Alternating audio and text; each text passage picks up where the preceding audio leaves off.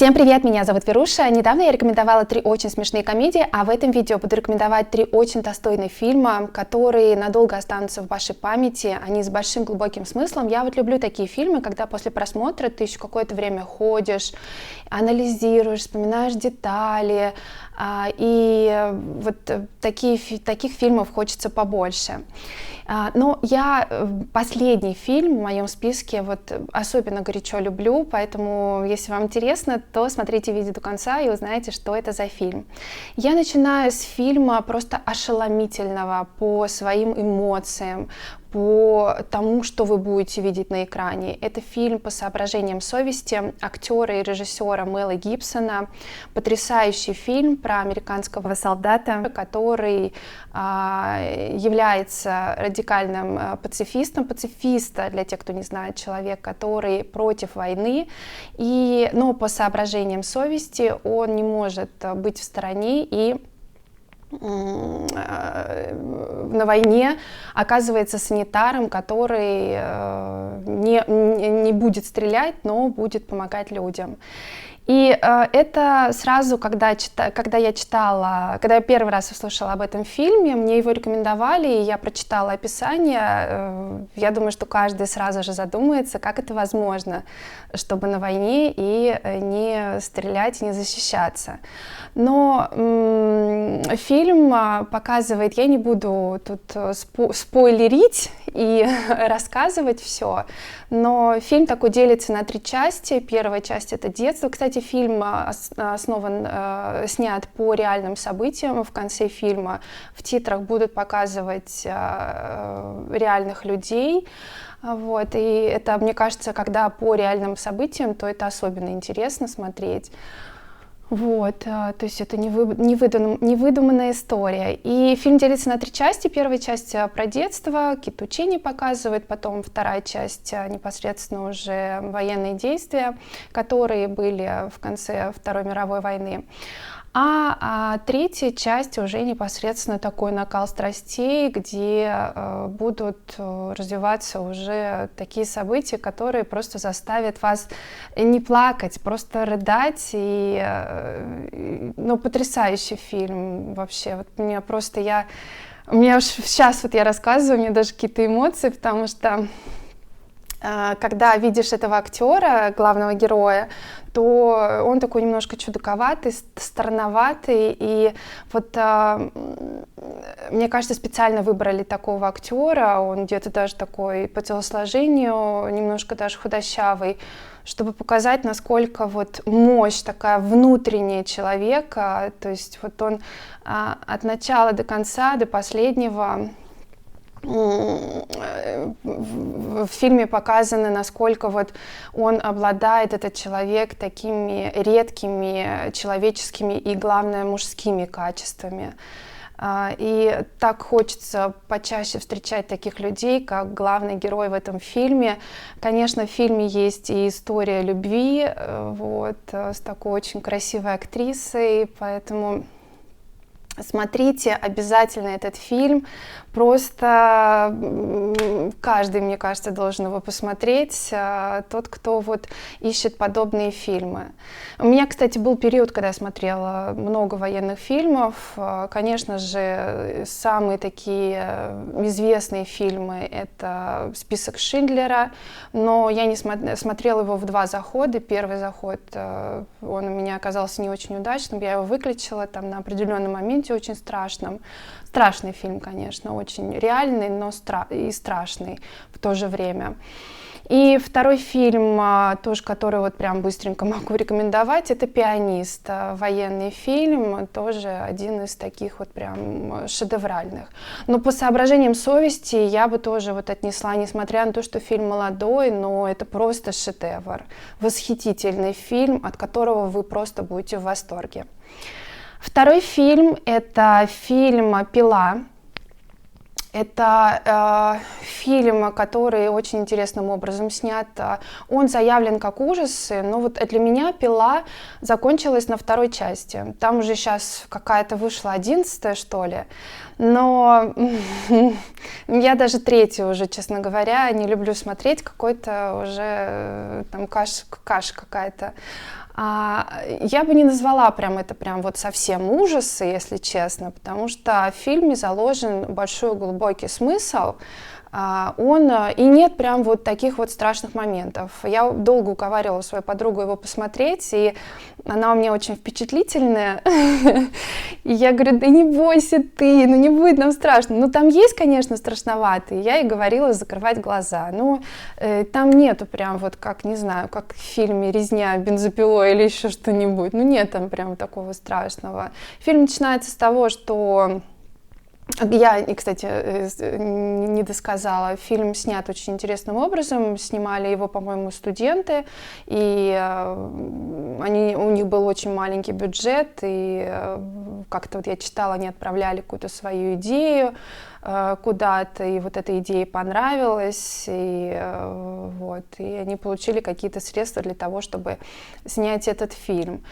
Вот, то есть, в принципе, фильм снят с таким вообще минимальным бюджетом, а эффект получил и популярность просто по всему миру. Поэтому ребятам просто респект.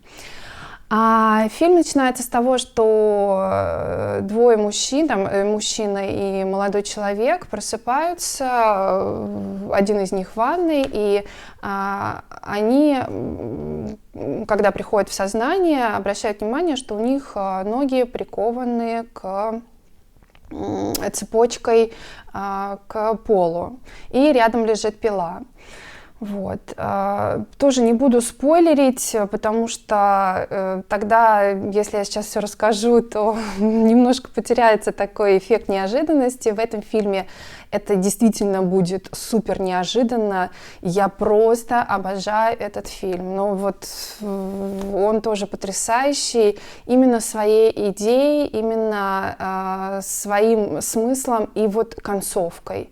Там все прекрасно, и музыка прекрасна, вот как в конце рассказывается все, как и что было, вот, и, в общем, для тех, кто любит такую историю с маньяками, это вот тоже вот все к пиле. Вот, и актеры тоже, надо сказать, сыграли просто потрясающе, и хотя это там вот один из них вообще не профессиональный актер. Поэтому обязательно тоже к просмотру, очень люблю, и он не страшный. У меня, кстати, подруга, которая всегда угадывает, предсказывает, что будет в фильме или к чему там ведется какая-то история в фильме. Здесь она ничего не угадала и тоже вообще была просто в диком восторге от концовки. Вот. Но фильм надо смотреть внимательно, потому что там очень много деталей. Так что «Пилу» тоже очень люблю. Вот первую и вторую часть, прям, вторая тоже крутая часть, прям очень вам рекомендую. Это вот не просто такая вот резня, где кровь льется, это вот именно фильм с большим смыслом.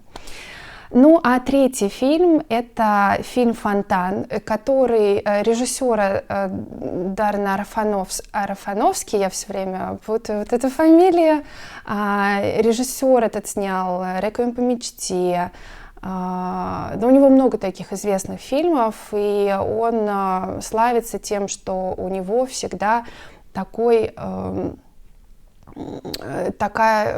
много очень деталей в фильме, и много в таком необычном ключе, может быть, для вот такого, когда вот ты смотришь фильм, да, и сначала не совсем понимаешь, о чем вообще это все здесь происходит на экране. Я такие фильмы люблю, и поэтому этот фильм, кстати, я не знаю, каким образом узнала о нем, он делится, зрители делятся на две части, то есть совсем равнодушных к нему нет, то есть либо прям резко говорят, что это прям вообще что-то непонятное совсем, и либо вторые люди, которые в восторге, так же, как и я.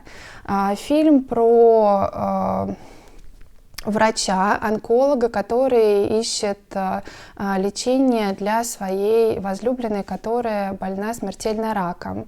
И в фильме там 3 времени: прошлое, настоящее и будущее. Вот очень интересно смотреть, как это все переплетается. Плюс в этом фильме переплетается история, когда вот Изи, вот эта девушка, она пишет книгу «Фонтан», где испанская королева отправляет Констадора на поиски древа жизни, которое дарует бессмертие. И там показывается и племя майя вот в самом начале. Но я, честно говоря, немножко в самое начало, от того, что я уже там знаю, я его немножечко всегда перематываю. Но для тех, кто будет смотреть первый раз, смотрите, конечно, его прямо от самого начала. Вот. Но фильм поражает, во-первых, своими спецэффектами, которые в то время были не супер прям-то развиты, вот, и снимались они тоже каким-то очень интересным способом. Вот, снят он там по бюджету очень там не супер большому, а спецэффекты просто на миллионы, на миллиарды. Ну, правда, очень, очень круто смотрится. Играет там Хью Джекман и Рэйчел Вайс, очень красивая актриса. Вот. И показывается история любви и вот этого поиска, ну, вообще жизни, смерти. Многие, досматривая до конца, не понимают смысл фильма. Я, когда первый раз посмотрела, я тоже не очень поняла смысл. Вот. То есть я поняла только один смысл. Вот в фильме показывалась вот эта вот такая история любви и тяжелые переживания. Вот, но на самом деле там заложено очень много смыслов, там даже имена, они переводятся как-то вот с каким-то значением, то есть вот в каждой детали есть определенный смысл, и в этом вот этот весь режиссер Даррен Аронофски, у него вообще очень много интересных фильмов. Ну, самый, наверное, вот из последних, которые вот я смотрела, тоже это с Натали Портман «Черный лебедь», да, тоже известный фильм, это, по-моему, его фильм. Вот. Но «Фонтан», он у меня все время лежит, так сказать, на полочке, и я его действительно очень часто смотрю, я его просто горячо люблю. Он подходит под такое настроение немножечко меланхоличное. Вот когда мне хочется укрыться в плед, как-то я так, можно сказать, защищаюсь от мира, как-то пребываю в каких-то очень таких вот либо спокойных, либо немножко грустных эмоциях. Вот я его смотрю. Для меня это истинная, настоящая любовь между мужчиной и женщиной. Хотя она не так там показана долго, но вот как-то вот я ощущаю через экран всю вот эту вот любовь. Вот. И поэтому я тоже вам очень рекомендую. Безумно интересный фильм. Просто даже посмотреть этот фильм и как-то для себя, может быть, что-то понять. Вот. Этот фильм оставляет, как, знаете, картина, которая висит, и она оставляет пространство для того, чтобы как-то придумать что-то свое, там, подумать с разных сторон, обратить внимание и найти какой-то свой смысл. Вот интересно было бы, если бы Даррен Аронофски, например, написал бы вот полностью, потом описал, что же он имел в виду, вот прям точно по деталям в этом фильме. Ну, в этом, наверное, и прелесть, что такого описания нету. Так. В этом, наверное, и прелесть, что такого описания нету, и каждый может додумать для себя.